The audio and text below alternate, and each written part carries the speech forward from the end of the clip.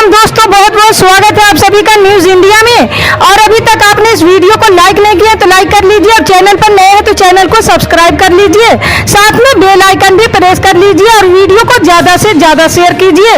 और आप किस राज्य शहर से न्यूज को देख रहे हैं कमेंट में जरूर लिखें। तो चलिए बढ़ते हैं खबरों की ओर। जी हाँ, आपको बता दें कि दिल्ली और पंजाब में फतह करने के बाद आम आदमी पार्टी ने अब गुजरात और हिमाचल में जोर लगा दिया है।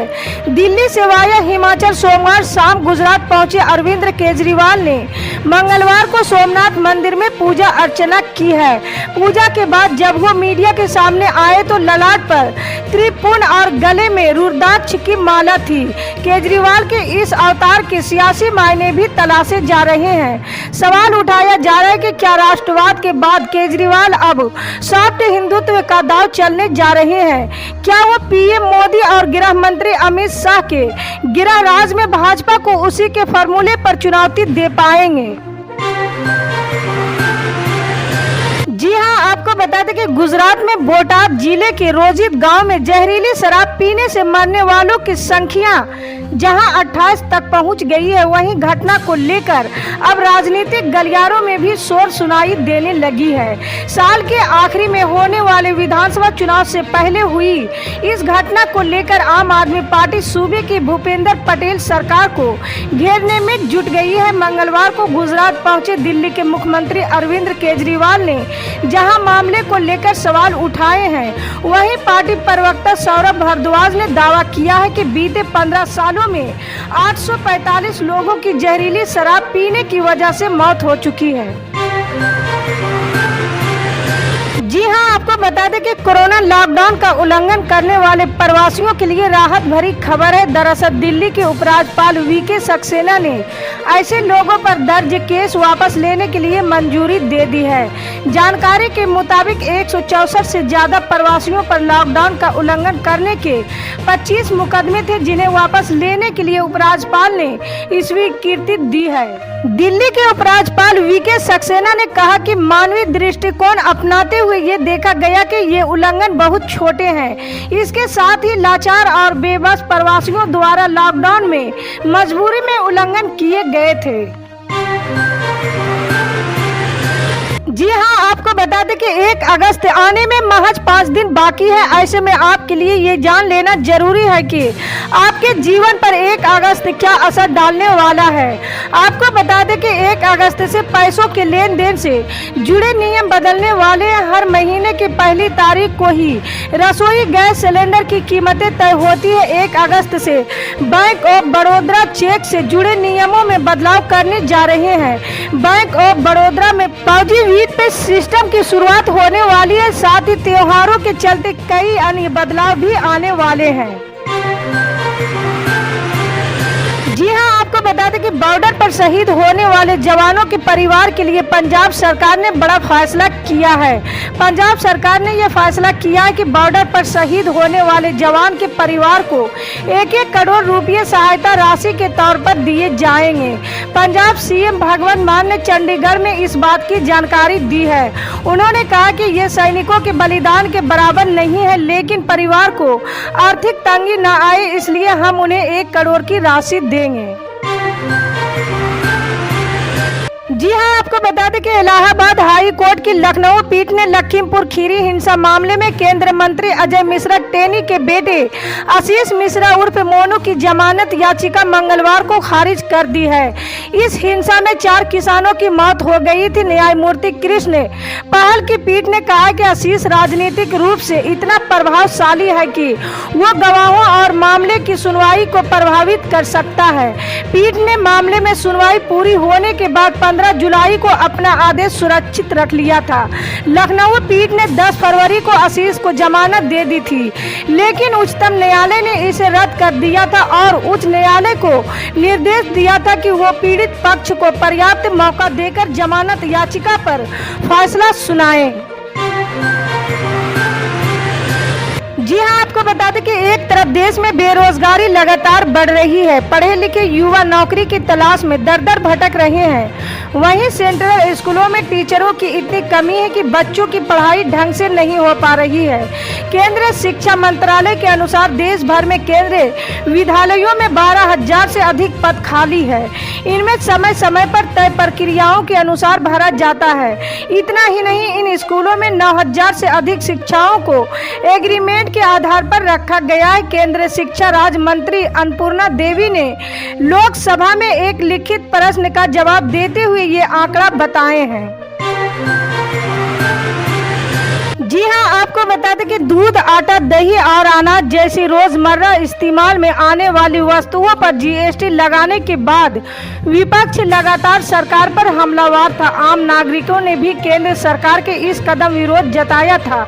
सोशल मीडिया पर जबरदस्त रोष देखने को मिला था। अब इसी से जुड़े एक सवाल का जवाब केंद्रीय वित्त राज्य मंत्री पंकज चौधरी ने राज्यसभा में दिया है। सरकार ने मंगलवार को राज्यसभा में कहा कि अनाज, दही, लस्सी सहित विभिन्न वस्तुओं पर माल और सेवा कर जीएसटी लगाए जाने का फैसला विभिन्न राज्यों के वित्त मंत्रियों के समूह GOM ने सर्वसम्मति से लिया था। जी हाँ, आपको बता दें कि पूरा देश आज करगिल युद्ध की वीर सपूतों को नमन कर रहा है। इस क्रम में श्रीनगर में भी बड़े जोश के साथ करगिल विजय दिवस मनाया गया। इस मौके पर आयोजित समारोह में शहीद जवानों को नम आंखों से श्रद्धांजलि दी गई है। मुख्य समारोह श्रीनगर के बादामी बाग में मनाया गया। इस समारोह में स्कूली छात्राओं, NCC कैडेट्स और भारतीय सेना के जवानों ने भाग लिया है।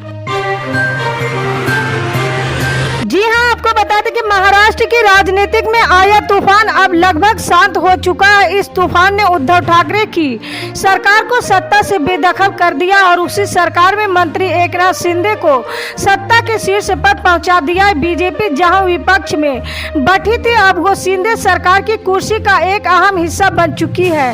इस तूफान को लेकर सुप्रीम कोर्ट में सुनवाई हुई और मामला अभी भी लंबित है। इसके साथ ही अब शिवसेना के चुनाव चिन्ह को लेकर भी सुप्रीम कोर्ट में सुनवाई होगी। जी हाँ, आपको बता दें कि महाराष्ट्र के जलगांव जिले में मंगलवार दोपहर मुंबई से पटना जा रही एक एक्सप्रेस ट्रेन के कुछ डिब्बे अलग हो गए हैं।